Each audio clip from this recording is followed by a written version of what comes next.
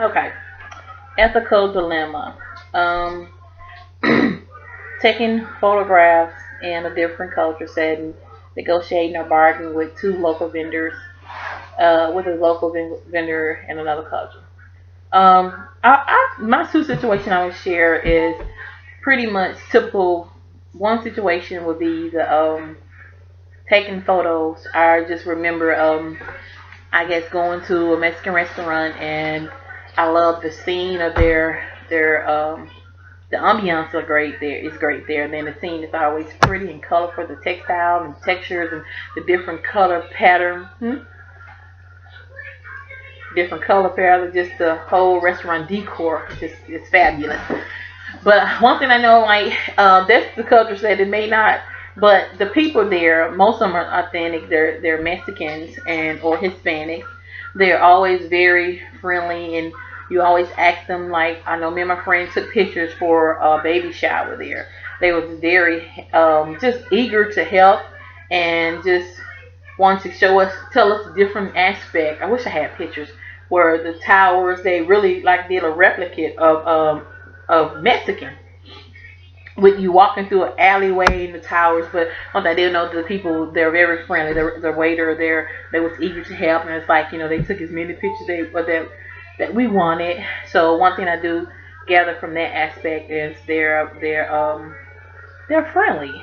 And another ethical dilemma I would say is negotiating and bargaining with a local vendor. One from another culture, I guess.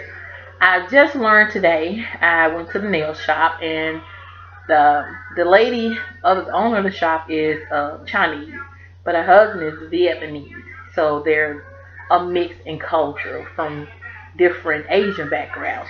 And one thing I have learned, she have done things for me in the past as far as like I remember getting my eyebrows arched and when waxed, they waxed them there, and I wasn't pleased with it because she took a little too much off of them. So they have to grow back a while. And she was one negotiation she did. One thing she was telling me that if you don't like, I will do for free next time.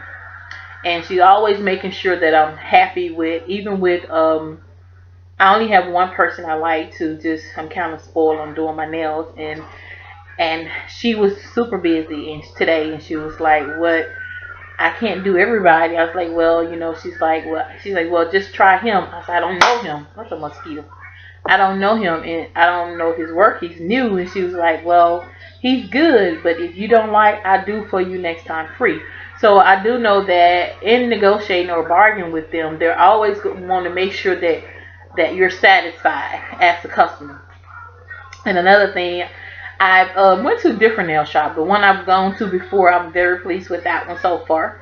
But one I have gone to before was in another town where I work, and the guy, he was very rude. He was, I think he was Chinese, but he was very rude, and he had so many different aspects of what people should do or what people should think, or just he was quick to tell me, and I only been there once. He told me I can refuse your service. But one thing I did notice about being there where he was, that he had allowed the social or the surrounding environment kind of made him make different changes to his culture, because I know people there are kind of like they're ratchet and they're mean, and I really, it's hard to deal with.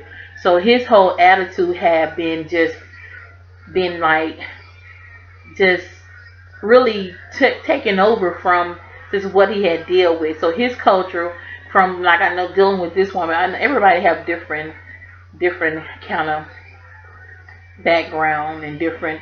Even though you're from this culture, you still have that personality and morals and things that may be set aside from your culture, or just may make you different from even what your culture thinks. But he was very rude, and he was quick to say he didn't need or he would refuse service.